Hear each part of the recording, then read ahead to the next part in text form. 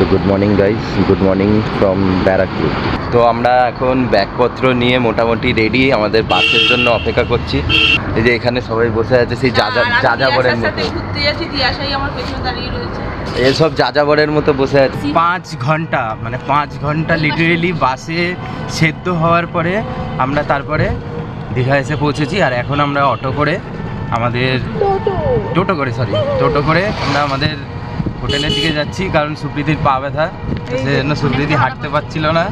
তাহলে আমরা মোটামুটি এখন চলে এসেছি আমাদের হোটেলের কাছে, হোটেল রেনেসেন্স কোস্টাল ইন। এখন হোটেলে চেক ইন করবো, চেক ইন করে একটু ফ্রেশ হবো, তারপরে যাব হচ্ছে দীঘা বিচে। আর তোমাদেরকে এই হোটেলে মোটামুটি আমাদের রুম টুম কেমন আছে আর রুম ট্যারিফ কেমন পড়েছে, রুমটার সম্বন্ধে সমস্ত ডিটেলস আর হোটেলটার সম্বন্ধে সমস্ত ডিটেলস, বুকিং করার পদ্ধতি সব কিছু তোমাদেরকে আরেকটা ভিডিওতে বলে দেবো। তো এই ভিডিওটা তো দেখবেই, আর বুকিং রিলেটেডের জন্য ওই ভিডিওটা অবশ্যই দেখবেন। আর এটা কিন্তু কোনো পেড প্রমোশন নয়, তো সুতরাং গালাগালি আমাকে দিয়ে লাভ নেই। আমি এই মুহূর্তে যা পাবো, মানে যা আমার অফার রয়েছে সেটা বলে দেবো। আর সিজন ওয়াইজ অফার কিন্তু সবসময় চেঞ্জ হতে থাকে, তো যে যখন আসবে ফোন করে তারপরে অফার জেনে তারপরে আসবে। রুমে ঢুকে মোটামুটি ড্রেস চেঞ্জ করে একটুখানি এসির হাওয়া টাওয়া খেয়ে আমরা এখন বিচের দিকে যাচ্ছি। এবার আমরা যে হোটেলটায় রয়েছি, যেটা তোমরা অলরেডি দেখেছো, সেখান থেকে বিচ মোটামুটি 10 মিনিটের হাঁটা পথ। তো আমরা এখন এখান থেকে একটা টোটো ধরবো, টোটো ধরে এখন দেখা যাক যে আমরা ওল্ড দীঘা বিচে যাই নাকি উদয়পুর চলে যাই, সেটা এখন একটা দেখার বিষয় আছে। তো যেখানেই যাব সেটা তোমাদের সাথেই যাব। এখন যাচ্ছি হচ্ছে উদয়পুর, আর উদয়পুর যাওয়ার জন্য আমরা হোটেলের সামনে একটা টোটো পেয়ে গেছিলাম, তো সেই টোটো করে আমরা এখন উদয়পুর যাচ্ছি। আমাদের টোটো ভাড়া লাগছে হচ্ছে 150 টাকা। আর এই হচ্ছে এখান থেকে যাওয়া যায় হচ্ছে আমাদের ওল্ড দীঘা বিচে। আমরা প্রথম দিন আমাদের ওল্ড দীঘা বিচে যাচ্ছি না, কারণ আমাদের রুমের থেকে মানে হোটেল থেকে মোটামুটি 5-10 মিনিটের মধ্যে ওল্ড দীঘা বিচ রয়েছে। তো আমরা আগে যাচ্ছি উদয়পুর ঘুরে টুরে, তারপরে আমরা রাত্রির বেলা আসবো হচ্ছে ওল্ড দীঘা বিচে। তুমি কাকে নিয়ে ঘুরতে যাচ্ছো সেটা বলো। আমি যাদেরকে নিয়ে ঘুরতে আসছি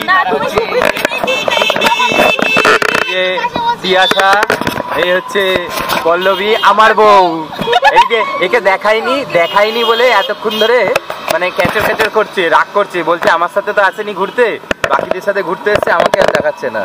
আর এর জন্য আমরা যাওয়ার সময় আবার একটা টোটো করেছিলাম। তো যারা দীঘায় আসবে তাদের জন্য এটা একটা নতুন আকর্ষণ তৈরি হচ্ছে। এটা একটা জগন্নাথ ধাম দীঘায় তৈরি হচ্ছে এখন, পুরো এখনো কনস্ট্রাকশন হয়নি, কনস্ট্রাকশন এখনো চলছে। এটা হচ্ছে দীঘা শঙ্করপুর উন্নয়নের বোট হাউস। এখানটায় এত চারিদিকে নতুন হোটেল হচ্ছে যে যারা নিউ দীঘার দিকে থাকতে আসবে তাদের আর ঘরের অভাব হবে না। শুধু একটাই সমস্যা যে এখানে ডান দিক বাদিক যেদিকে দেখো সেদিকেই সব বড় বড় হোটেল, তো ভাড়াগুলো যে কোথায় চলে যাবে সেটাই একটা বড় চিন্তার বিষয়। আমরা এখানে আসার আগে এই নিউ দীঘা আর ওল্ড দীঘার সব হোটেলগুলোর মোটামুটি রেট জিজ্ঞাসা করছিলাম। তো নিউ দীঘার হোটেলগুলোর রেট শুনে মনে হচ্ছিল যে থাক আর বাড়িতেই থাকি, বাড়ি থেকে আর কোথাও যাবো না। তো আমরা এখন উদয়পুর বিচের সামনে চলে এসেছি। এখন আগে আমরা একটুখানি টিফিন করব, তারপরে আমরা বিচের দিকে যাব। হচ্ছে আমাদের মেনু আইটেম ছিল, এই আইটেমের মধ্যে থেকে আমরা অনেক ঝামেলা করে প্রথমে ভাবলাম ম্যাগি অর্ডার করবো, তারপর ম্যাগি হলো না, তারপর ভাবলাম ডিম টোস্ট অর্ডার করবো, সেটাও হলো না। তারপর আলটিমেটলি আমরা বাঙালির খাবার পরোটাতেই এসে স্টিক করলাম। তো আমরা এখন পরোটা খাবো, পরোটা খেয়ে দিয়ে তারপরে আমরা যাবো সমুদ্রে ঝাঁপাতে। তো ফাইনালি আমরা এখন উদয়পুর বিচে খাওয়া দাওয়া করে চলে এসেছি। এবার এখন পালা হচ্ছে জলের মধ্যে গিয়ে একটু নাচানাচি করার। ওই দেখা যাচ্ছে নর্মাল ডেতে যদি এত ভিড় হয় তাহলে উইকেন্ডে কি হবে, মানে শনি রবিবার শুক্রবার হলে তো অবস্থা খারাপ হয়ে যাবে। আমরা এসছি হচ্ছে মঙ্গল বুধবার করে, তো এই অবস্থা এখনই এত ভিড়, এটা উদয়পুর বিচ, তাহলে জাস্ট ইমাজিন যে শনি রবিবার এখানে তো পা রাখাই যাবে না।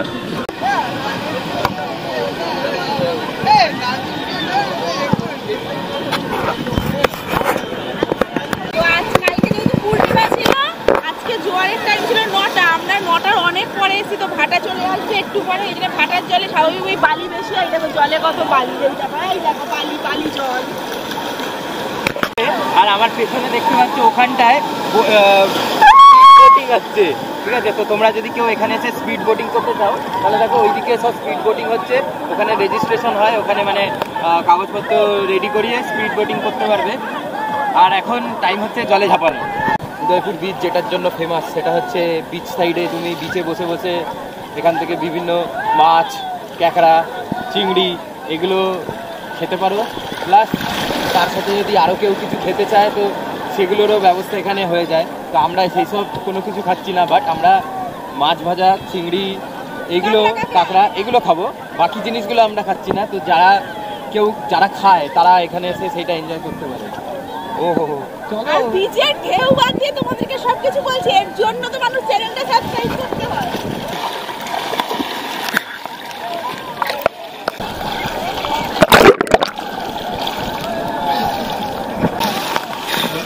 কি পল্লবী। তো এই হচ্ছে স্পিড বোট। এই স্পিড বোটটা এখন এখান থেকে চলে যাবে মোটামুটি অনেকটা দূরে, তারপরে আবার রিটার্ন আসবে। বিচের একদম সামনে ওখানটায় বুকিং হচ্ছে, ওখানে গিয়ে স্পিড বোট বুক করে আশা করি 150 কি 250 টাকার মতো আছে পার পার্সন। স্পিড বোটটা চলে গেছে ওইখানে, তো এতটা দূরে যাবে, আরও দূরে যাবে। এটা একটা হাইলি রেকমেন্ডেড।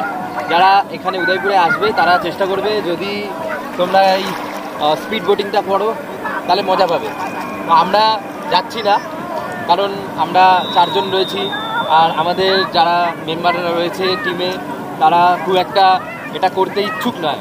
যদি আমি আর আমার বউয়ের ব্যাপার হতো, মানে এই যে পল্লবী, তো আমাদের দুজনের ব্যাপার হলে আমরা দুজন চলে যেতাম।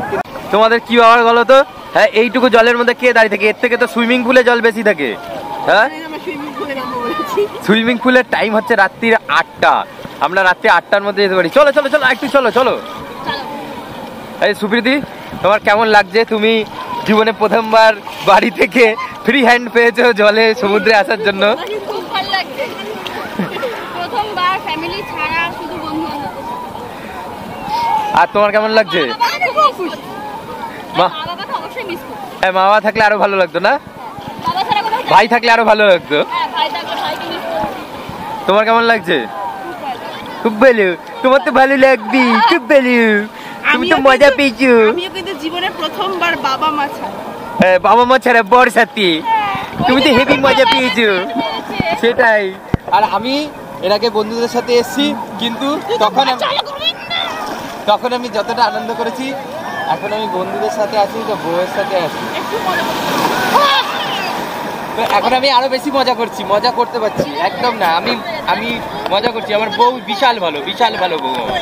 তো আমাদের অর্ডার করা কাঁকড়া আর পমফ্লেট চলে এসছে। এই হচ্ছে আমাদের পমফ্লেট আর কাঁকড়া। তো আমরা এখন এটাকে ভোজন করে তারপরে আবার যাব জলে লাফালাফি করতে। আর জল থেকে এরপরে উঠে এসে আমরা হোটেলে ফিরে চলে যাবো।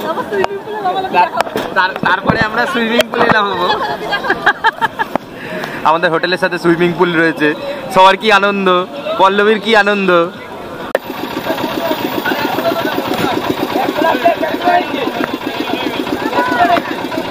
আমরা এখন ভ্যানে বসেছি, ভ্যানে করে যাব হচ্ছে ওল্ড দীঘা থেকে তারপরে আবার হেঁটে হেঁটে আমাদের হোটেলের দিকে যাব। এখানে তো আমরা টোটো পাচ্ছি না, আমাদের টোটো চলে গেছে। তো ওই জন্য আমরা শেয়ার ভ্যানে যাচ্ছি। 30 টাকা করে আমাদের পার হেড করছে এখান থেকে ওল্ড দীঘা নেহেরু মার্কেট অবধি। তো তোমরা যারা আসবে, যদি তোমাদের রিজার্ভ টোটো থাকে তাহলে ভালো, আর যদি না থাকে তাহলে এরকমভাবে 30 টাকা দিয়ে তোমরা নেহেরু মার্কেট অবধি যেতে পারবে। সুইমিং পুলে আমরা কি স্নান করতে নামবো? এই যে এখানে মাছি স্নান করতে নেমেছে, মাছি। তো আমরা উদয়পুর বিচ থেকে চলে এসেছি আমাদের রিসর্টে, আর এখানে আমাদের রয়েছে সুইমিং পুল। তো দীঘায় এসে যদি সারাক্ষণ জলের মধ্যেই না রইলাম তাহলে আর কি করলাম। সে হাই।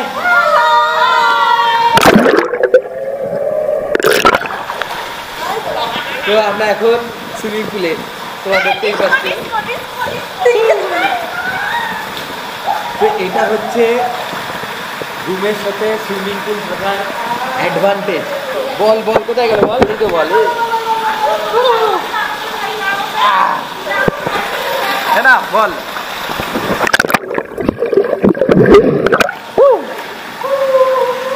এনে পল্লবী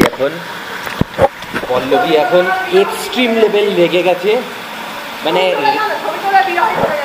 হ্যাঁ, রাগের যে লিমিট থাকে সেটা ক্রস করে চলে গেছে। মুখটা দেখো শুধু। তোমাদেরকে কাছ থেকে এই দেখো, কাছ থেকে দেখো শুধু পল্লবীর মুখটা। আমরা এখন রেডি হয়ে গেছি পুরো ড্রেস ট্রেস পরে, যে পেছনে বাকি সুপ্রীতি পল্লবী সবাই রেডি হয়ে বসে আছে। তো আমরা এখন যাব হচ্ছে ঢেউসাগর। আমরা মোটামুটি পুলে লাফালাফি করে তারপরে এতটাই ক্লান্ত হয়ে পড়েছিলাম যে আমরা রুমে এসে ফ্রেশ ট্রেশ হয়ে ঘুমিয়ে পড়েছি। তো এখন মোটামুটি টাইম হয়েছে সন্ধ্যা 6:43। তো এখন আমরা বেরোবো। এখন আমরা একটু ওল্ড দীঘা বিচ ঘুরবো, বিচ ঘুরে টুরে তারপরে আমরা ঢেউসাগরে যাব।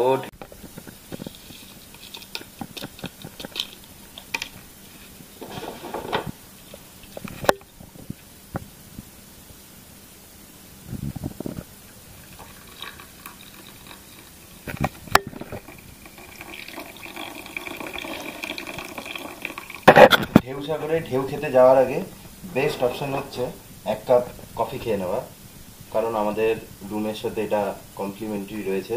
আমাদেরকে কফি পাউচ দেয়া রয়েছে, দুধ দেয়া রয়েছে, চিনি দেয়া রয়েছে, আর কেটলি দেয়া রয়েছে জলটা গরম করার জন্য। তো যাওয়ার আগে 1 কাপ কফি একটু খেয়ে এই যে আলসামি ব্যাপারটা আছে না, আলসামি যেটা ঘুম থেকে ওঠার পরে থাকে, মানে এত অলসপানা, সেই অলসপানাটাকে একটু দূর করে নিতে হবে। তো এটা হচ্ছে ঢেউসাগরের গেট। আমরা এখন ঢুকবো, বাট এটা ঢোকার আগে এই যে ওখানে যে লাইট পোস্টটা দেখছো, ঠিক লাইট পোস্টের পেছনে যে নীল সাদা বিল্ডিংটা, ওখান থেকে টিকিট কাটতে হয়। এই হচ্ছে টিকিট কাউন্টার, এখান থেকে টিকিট কাটা হচ্ছে। আর পার পার্সন টিকিট হচ্ছে 10 টাকা। টিকিট কেটে তারপরে আমরা এই ভেতরে ঢুকবো। ওপরে লেখা আছে ঢেউসাগর, সামনে দু সাইডে দুটো তিনটে করে জিরাফ। তো ঢেউসাগর ঢুকতে ঢুকতে আমাদের সামনে চলে এসছে একটা বড় সড়ো ট্রেন। তো তোমরা যদি কেউ এটা করে পুরো ঢেউসাগরটা ঘুরতে চাও, তাহলে এখানে এসে টিকিট কেটে এটা করে ঘুরতে পারো। মানে এখানে তোমার হাত ধরবে বলে বসে বসে একটা আঙুলি খসে গেছে, প্যান্টও খুলে ফেলেছে, রেডি ও রেডি। তো একটু ভেতরে ঢুকতেই এখানে বাচ্চাদের জন্য কার রাইড রয়েছে, আর এখানে একটা আবার ট্রেন দাঁড়িয়ে রয়েছে। আর এই সামনে রয়েছে হচ্ছে প্যারিসের আইফেল টাওয়ার, যেটা হাফ তৈরি হয়েছে, পুরো তৈরি করে উঠতে পারেনি, কারিগর পালিয়ে গেছিল তৈরি করতে করতে গরমের চোটে। এই প্যারিসের আইফেল টাওয়ারটার হেভি ক্রেজ, যে দেখো সেই এখানে দাঁড়িয়ে ছবি তুলছে। পল্লবী তো 2, 3, 4, 5টা অ্যাঙ্গেল দিয়ে ছবি তুলছে, কারণ দুর্ভাগ্যবশত ভালো ছবি আসছে না। এই সেলফি তুলছো? তোমার ছবি আসছে ঠিকঠাক? আসবে না তো। তার মধ্যে আমি প্রচন্ড ভাবে অসুস্থ, এক্ষুনি ওভাবে টান মারবে আর ছেলেটা কি হচ্ছে উপরে ছিটকে চলে যাবে। ও শিট, খুলে গেছে, হার্নেস খুলে গেল নাকি, ঝুলছে। তো আমরা এখন গার্ডেনের ভেতর ঢুকছি, আর গার্ডেন ঢুকতে ঢুকতে এই ঝিকিমিকি ব্যাপার চলছে। রিল গার্ডেন হয়ে গেছে পুরো, চারিদিকে ঝিকিমিকি ওয়েদার। দেখো এখানটায় একটা কি টাইপের একটা জন্তু রয়েছে, যেটাকে আমরা অন্ধকারে বুঝতে পারছি না। এটা কি? হ্যাঁ, অন্ধকারে বোঝা যাচ্ছে না। বোঝা যাচ্ছে ঠিকই, আমরা নাম জানি না তাই বলতে পারছি না। ঝিকিমিকি আলো ছেড়ে আমরা এখন ব্রিজের কাছে চলে এসেছি। এই ব্রিজ টপকে আমরা চলে যাব ওইখানে। আগেকার দিনে এগুলোতে করে সদাগররা ব্যবসা করতে যেত, তার মধ্যে করে কি আনতো, চাল ডাল সবজি এইসবই তো নিয়ে আসতো। হ্যাঁ, কিন্তু একটা দুঃখ, এখানে গান বাজতো, আমি ভেবেছিলাম আমার বরকে শোনাবো, কিন্তু গানটা শোনাতে পারলাম না। কি গান? ওই যে ওপারে আমি ওপারে যেতে চাই না, আমি এই পারেই থাকতে চাই, আমি এই পারের লোক, আমি এই পারেই থাকবো, ওপারে কেন যাব? চারিদিকটা কেমন ওয়াও ওয়াও ব্যাপার পুরো। ময়ূরপঙ্খীতে যাবে তোমরা? হ্যাঁ যাবো তো, চলো চলো চলো চলো। এই যে ময়ূরপঙ্খী, এই তো আমার বউ। যাওয়া যাক, ময়ূরপঙ্খীতে যাই। ময়ূরপঙ্খীতে কি, ময়ূরের পঙ্খীতে বসে উড়ে চলে যাবো আমরা। তো এই হচ্ছে এই ময়ূরপঙ্খী নৌকা।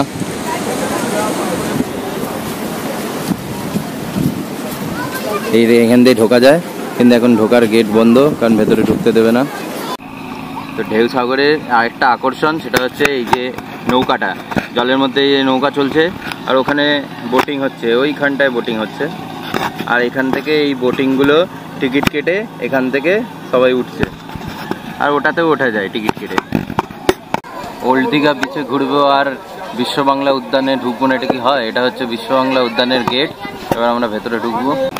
আর লোকের কিছু ভিড় এখানে দেখতে পাওয়া যায়। দেখো শুধু চারিদিকে যেখানে দেখতে পারবে শুধু মাথা আর মাথা, ভর্তি ভিড়। যেদিকে দেখো সেদিকেই শুধু লোক আর লোক। এটা মার্কেট কি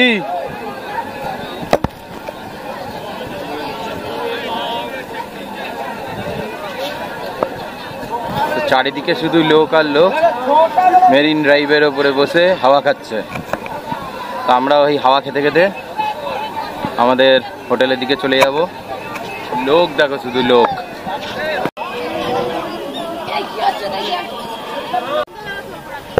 আর এই হচ্ছে বিশ্ব বাংলা, লাল নীল সবুজ হলুদ।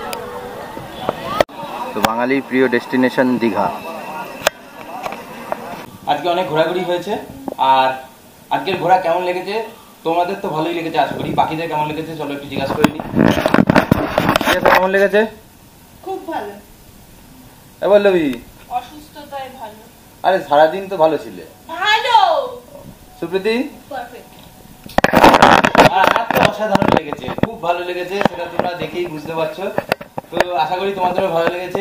কতটা ভালো লেগেছে সেটা তোমরা কমেন্টসে জানিয়ে দিও। আর লাইক করে দেবে। আর নতুন হলে কি করবে? ওই বেলটা টিপে দেবে, তাহলে বেলটা এরকম ঘন্টার মতো বাজবে। আর আজকের ভিডিও আমরা এখানেই শেষ করছি। আবার তোমাদের সাথে দেখা হবে আরেকটা নতুন ভিডিওতে। টাটা। তোমাদেরকে পরবর্তী ভিডিওতে কিন্তু দেখাবো যে আমাদের যে পুলটা, সেই পুলটা রাত্রিবেলা কেমন লাগে। আজকে তো আমরা প্রচুর নাচানাচি করেছি। হ্যাঁ, সেই আমরা আজকে রাত্রিবেলা রিস্ক নিয়ে অবস্থা খুব খারাপ।